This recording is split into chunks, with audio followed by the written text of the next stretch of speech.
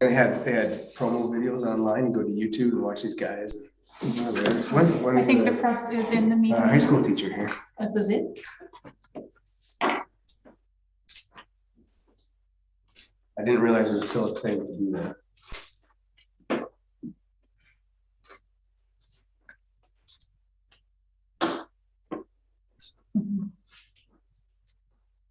Okay, are we all ready to go? I believe we are ready to go. Yes, thank you. Excellent. Okay, I'd like to thank everybody for joining us today, August 16th Planning Committee meeting. Acknowledge we're holding the meeting on the traditional territory of the Tahaman Nation.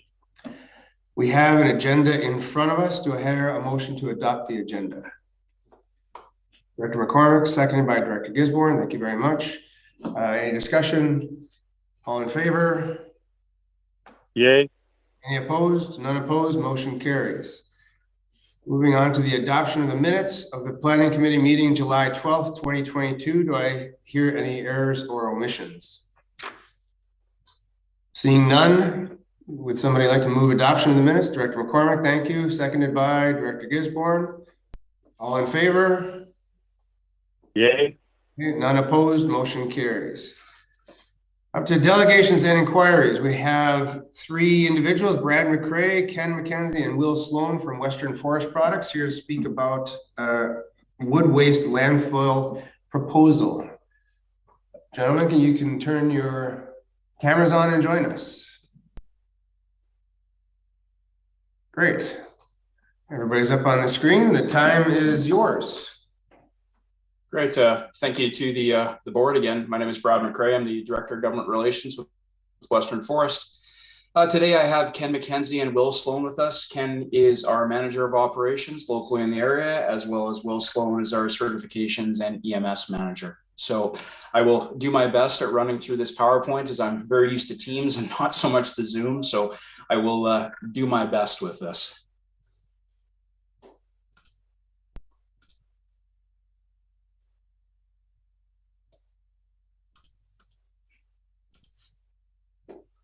All right, if somebody can let me know if we can see the original slide, and I'll start with the presentation. You can share your screen, I guess, with us. Yeah, I believe I am sharing it now. We're not seeing it. Sherry? I've ticked everything for share screen. Okay. Let's try this. There we go. Here it's coming up. Okay, perfect. Okay, so I will just move on. Again, it's our landfill application update for August. So again, I've introduced ourselves. Some of the topics we'll be talking through today will be defining what wood waste is, reasons for the application, legislative framework, site selection, and the actual application review process in itself. So, but before we get started, we need to talk about what exactly defining wood waste is. So when we talk about dryland sort waste, we talk about materials such as bark, trimming ends, branches, dredging. With this particular site, our application includes no domestic waste, only Western Forest Products materials. The material itself is not suitable for other uses except for boiler hog and landscape material, and no hazardous waste under the Environmental Management Act definitions. Operations minimize waste delivery to the dryland sort, i.e. 75% of the materials that are harvested go direct to the consumer. The reasons itself for the application, and I'm going to move this more over to Ken Mackenzie for the more technical answer to this, but there's basically 4 points. Number 1, no local consumption or storage, i.e. the closure of the pulp mill from catalyst. Unsuitable material for any other alternative uses. Surplus material is available on the coast, not just our issue, but multiple other forestry issues. And the inability to store materials in its current configuration. So maybe Ken, if you want to expand a bit on this. Up until December 1st, 2021, we were delivering our hog to the catalyst pulp mill where they produced electricity. There's really limited alternate use for this material. It's got very little wood in it, so it can't be made into pellets or any other biomass sort of products. One of our local company in town here has been exploring those opportunities for a number of years. We have been supplying it to some local gravel pits that are making it into landscape materials, but that's a very limited market here. Catalyst pulp mill primarily used a hog from sawmills to power that boiler. Our material just provided a small portion of their material they used for making power. All of that material from those sawmills is now surplus. So there's actually a glut of hog on the BC coast right now. We've looked at the options of barging it elsewhere to another power boiler, for example, but it's not feasible due to the oversupply issues that are currently plaguing the coast here. We can't store this. We are storing it right now on the dryland sort deck. We are hogging it and giving it to Adams to produce landscape material, but we can't store it indefinitely on our sort deck due to limited space. So we're looking for temporary storage until our landfill's going to be approved and built next year. Over to you, Brad. Thank you.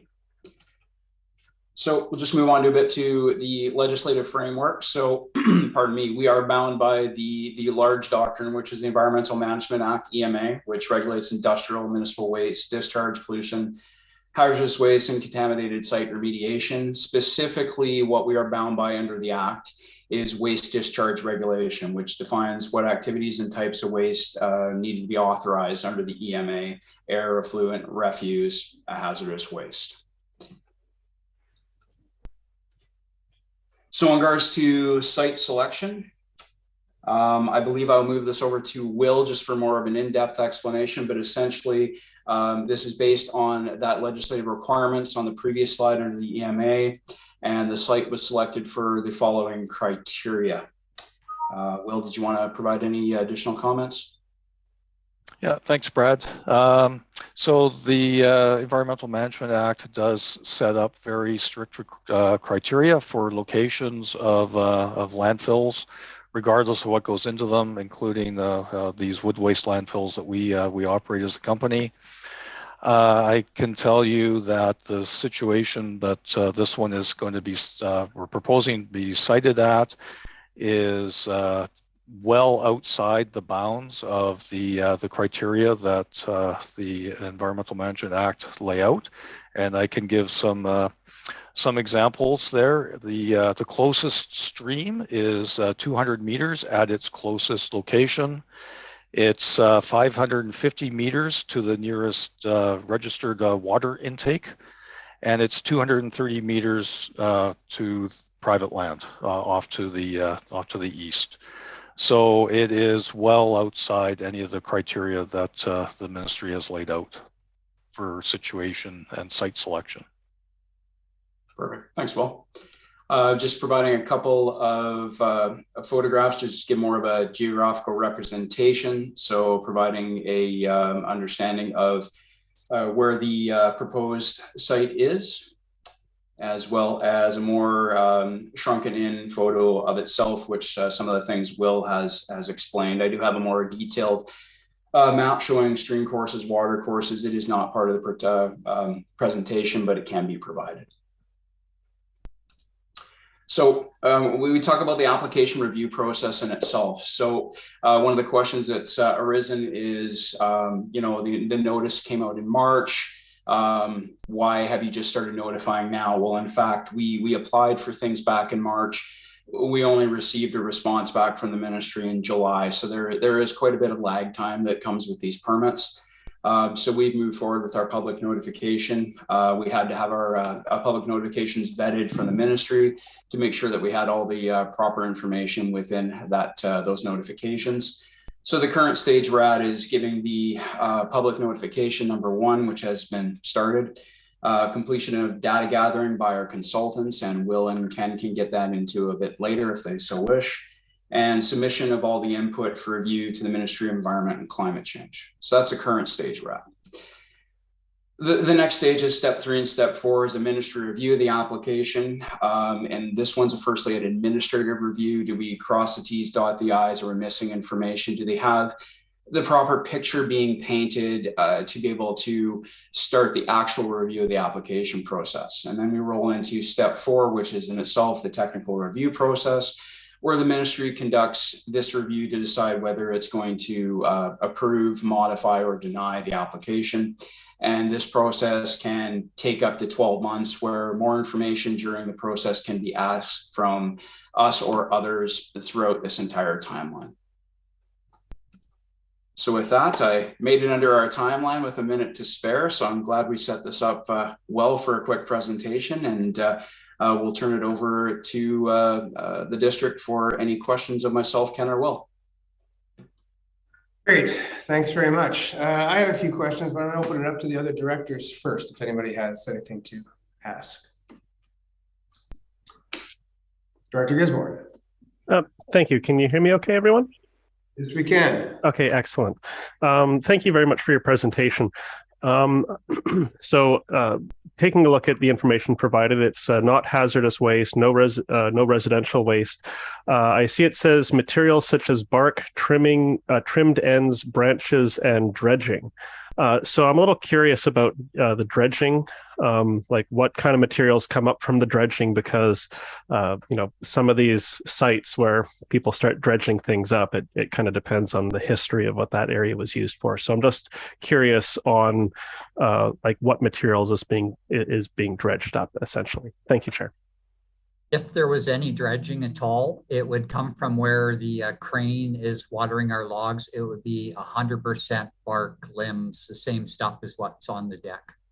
There would be no soil, or we're not dredging into the earth at all. That would be a violation of Department of Fisheries, so we couldn't do that. Okay, that answers my first question. Thank you very much. The second question I have is taking a look at some of the maps. I noticed there's a bit of aggregate activities in the area, gravel pits and so on. And I've seen in other areas where aggregate pits, when they become depleted, they start looking for material to refill, to remediate the land.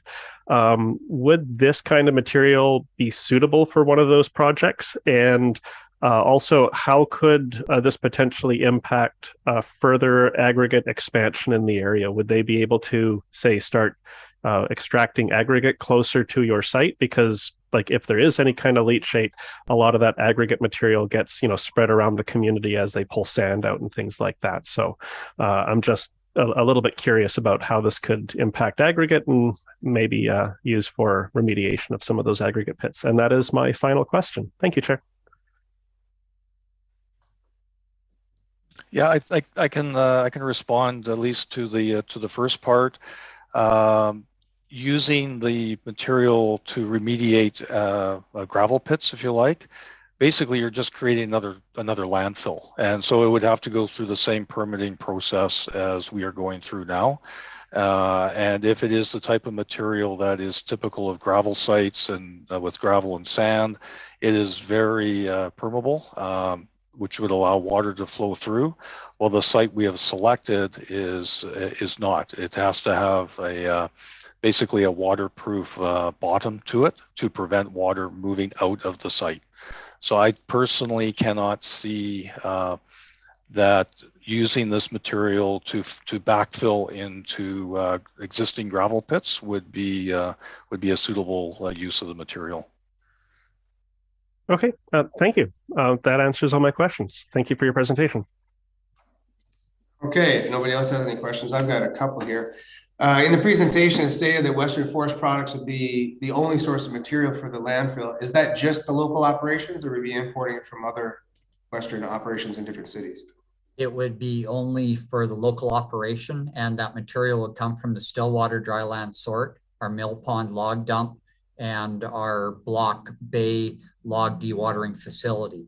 The later of those two provide very little material input. Okay, thanks. I understand there's been, I guess, not public engagement so much as advertising it in the local periodicals. Are there any plans to have public engagement with the local community? So through the chair, one of the things we've done is we get a letter issued by the province in regards to how and who we need to engage with. And so the list was essentially municipal government, residents within a certain meter of the area. There's kind of a requirement list that we need to go, and saying that we've put it out to the paper, we put it in the Gazette. So if other people wish to write in and raise comment or have discussions with us about this proposal, we will be submitting anything that we get to the province for review, and also responding to any of the questions or concerns that get raised with us. Okay, thanks very much. And I have heard from a few concerned residents in the area about leachate from the operation and odor, because they've dealt with the odor coming from the dry land sort in the past. And there are natural springs in the area, there's wells, and there's Deer Creek, which are all located below the proposed site, you know, for elevation wise. Is it possible to locate it potentially in another area further back so that it would not be as much of a concern for the local individuals? Have any other sites been considered? I think through the chair, one of the things that we're considering right now is this the right spot? And that's where, if we went back to, you know, the stages of process, we're actually doing a technical review of this site to see if it's deemed appropriate. If it is, then, you know, there's one piece. If there's issues with it, then we have to reevaluate the application, reevaluate the site, and we have to adjust according to those issues. So we have been in discussions with a couple members of the public, specifically ones we were legally required to talk to. They have raised these issues, and we are absolutely addressing them. Okay, I'm glad to hear that, because it is a watershed area there, and there's a lot of people that have water rights to Deer Creek. So we'd hate to see anything like that become contaminated. I'm glad to hear you're taking that into consideration. I think I'm done. If there's no other questions, I thank you gentlemen for joining us today, and wish you the best of the rest of the day. Thank you very much. Appreciate the time. Yep, thank you. Moving on to item number 5, unfinished business. There is none. There is no correspondence either. On to reports. Item 7.1. Notice of intent for refuse permit application, unsurveyed Crown Land, Electoral Area C. And we have a recommendation in front of us. We have a mover.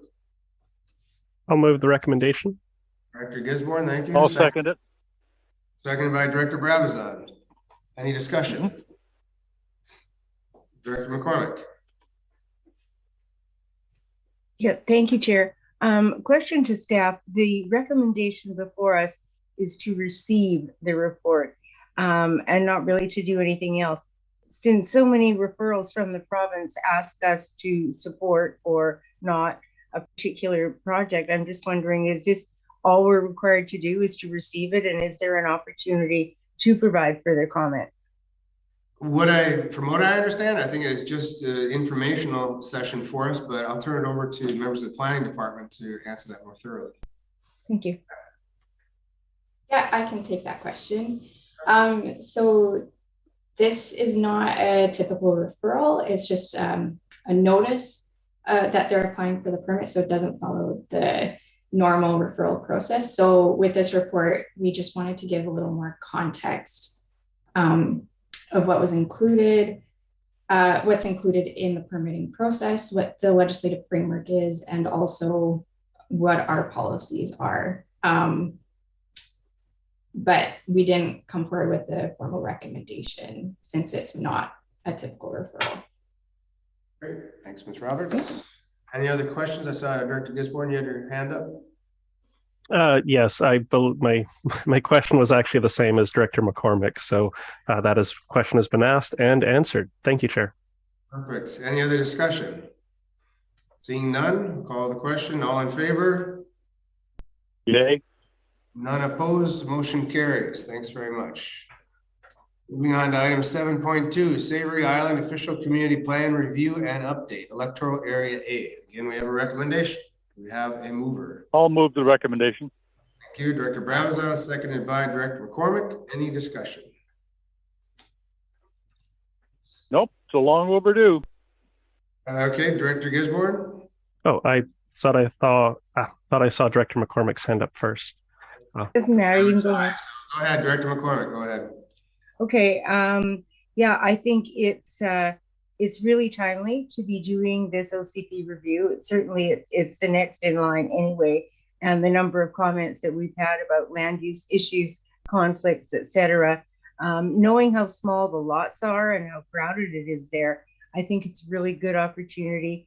Yeah, I totally support doing this OCP review. So thanks. Great, thank you. And Director Gisborne. Thank you, Chair. I'm not entirely sold on supporting this recommendation at this time, and there's a number of reasons why. The first is Director Brabazon has been the representative of Area A for many years, and we thank him for his service. However, this fall, my understanding is there will be a new representative for Area A. I would expect that whoever represents Area A will have their own ideas for the direction of the community, as well as their own priorities for the staff of the planning service. Also, after the election, it will be a new board. The old board should not be committing staff resources when the new board may choose to follow a different direction. While Savary Island's OCP is from 2006 and an update is timely, it's old. We should roughly update OCPs every 5 years to keep them current and relevant, is what I've heard from other jurisdictions. The OCPs south of town are already over 10 years old, and due to their location, are experiencing significant growth and development challenges. I seem to recall in March, I proposed a motion to move forward updating the south of town OCPs. However, that motion was voted down. Perhaps a new board will think differently.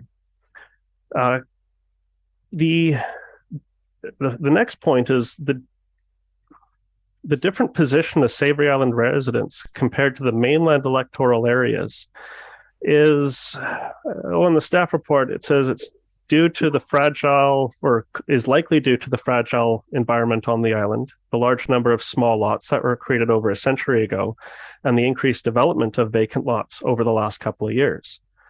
If memory serves me correctly, Savary Island landowners have expressed a stronger desire for land use regulations than their mainland counterparts for many years. During the Let's Talk Land Use, I attended, and many of the participants indicated that Savary was not their location of permanent residence. Many non-resident landowners that are used to having these restrictions in their home communities and may not have become familiarized with the mainland community perceptions on land use regulations. This brings forth the big question. If in the past Savary Island landowners have desired these regulations for so long, then why haven't they gotten them? My recollection, but this is before my time, is that the cost of these regulations is borne by everyone in the planning service. That includes the mainland rural residents. And I'm curious, how much would the rural mainland residents be willing to pay to police and enforce land use on Savary Island? So there's a lot I'm thinking about here, and that's why I think that the best way forward would be to send the consideration of Savary Island's OCP to the next strategic planning session for the new board to determine whether they wish to allocate the planning department staff resources towards Savary Island when we're seeing a need in so many other parts of our regional community. So I guess, would it be an amendment to the motion that it be sent to the next strategic planning session? And that's a question for our corporate officer.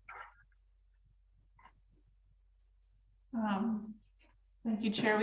We do have a motion currently on the floor that has been moved and seconded. So we could deal with the current motion on the floor, or propose, if the CAO agrees, to lay the current motion on the table and then propose an alternate motion. No, through the chair, I think you have to deal with the motion that's on the floor, Director Gisborne, and by dealing with that, then you can amend it by substituting and inserting words. I think what you're doing would be taking the intent and purpose and making it ungermane to what it originally is intended to do. So if anything, I think you should maybe try to defeat the motion and start from ground zero again. Okay, thank you, CIO, for the advice. In that case, I will propose a different motion in the chat. And if this motion is defeated, then I will gladly put forward a motion that consideration of the Savary Island OCP be forwarded to the next strategic planning session for the new board. Thank you, Chair. Another comment? Yeah, through the chair. And excuse me, got a frog in my throat. And I just want to remind the board that yes, we do have general elections coming up, but the interesting aspect of local government is that it is a continuing and ongoing government. So we don't take a break and stop. And then when the new board arrives, we start from scratch. It's unlike provincial or federal politics. That's because local governments continue to have the mandate, whereas there's no support at the provincial or federal level once the writ is dropped. So with that said, good comments by Director Gisborne, and it's all up to you now to decide whether to continue on or to put it forth to the new board. Okay, seeing no other hands up, I'll call the question. All in favor of Chair? Yes, Chair? Director Brown. Thank you. Yes, Director Gisborne is correct that I will not be around while this process is conducted. However, the chair is also, the CAO is also correct. We are an ongoing government. Savary is desirous of an updated OCP, and I'm sure my replacement will have his full chance to enter into the discussions with his constituents or her constituents. And I expect that we shall honor the fact that it is the next one in line. Savary is next in line, and carry on. Thank you. Okay, thank you for your comments. And seeing no other hand, Director Gisborne. Okay. Thank you, Chair. Yes, the CAO's comments are correct. Regional districts and municipal councils are a continuous entity. So what we put in motion today, the staff will work on, and then after the election, that motion carries on. My thoughts on the matter, though, are when we do get a new board, they might want to go a different way, in which case we've already directed staff, this board, to take action and do work. But if the new board doesn't want to go that direction, I don't think we should really push them in that direction. I really, yes, we could pursue updating the OCP. However, we're 2 months out of the election. We've had over 3.5 years, but we're 2 months before the election, and now we're putting a fairly large project in motion right before the election. So that's where I have an issue, Chair, and that's my comment. Thank you very much. Okay. Ms. Rodden has a comment. I would just thank you, Chair. I'd just like to add a detail in that this directive, if supported by the board, would provide staff what we need to prepare the draft budget for 2023. But of course, the board has decision-making authority over adopting the final budget, and it would be a new board that adopts the final budget. So any discussions on overages of budgets and what it's being spent on could be addressed at that time. Okay, thank you very much. Good comments. And Director McCormick. Thank you, Chair. It's this board that has heard from the public about the concerns that they have about land use on Savary. It's this board that can review the Let's Talk Land Use and did that review and heard again from the public. So I do think it's appropriate that we make this motion, that we approve it and put it forward. And, you know, what will happen in the budget process is is up to the new board. But I still think we have the responsibility to put it forward, and I'm happy to support this recommendation. Thanks. Great. Thank you very much. So we get to the Director Gisborne is the third time around, I believe. Yes. So you can make it quick. Yes. In response to Director McCormick, yes, we heard from the Let's Talk Land Use. We've heard from the public. We also heard from the mainland. Director, your sound is coming through, Director Brabazon. Oh, yeah. We heard from. Yep, I'm on a ferry. Oh, understandable. We also heard from the mainland residents who were very concerned about costs. Property taxes. How much does these land use regulations cost? And that is where I see it as not just a conversation for Savary Island. It's a greater conversation for our community in general. And that's where I believe a strategic planning session would be most appropriate to determine, what are we even looking to offer to Savary Island in terms of land use regulations. But that's it. Thanks, Chair. Mm-hmm. Okay, we have reached the end of the discussion period. We're going to vote on it now. So all in favor of the recommendation? Yay. Any opposed? Director Gisborne opposed. Motion carries. There is no new business. We are up to item 9 question period. Is Mr. Galinsky with us? No, Mr. Galinsky. There is no in-camera session, so we've reached the end of the agenda and declare the meeting adjourned. Thanks for joining me. Good meeting, everybody. Thank you, Chair. Have a good night.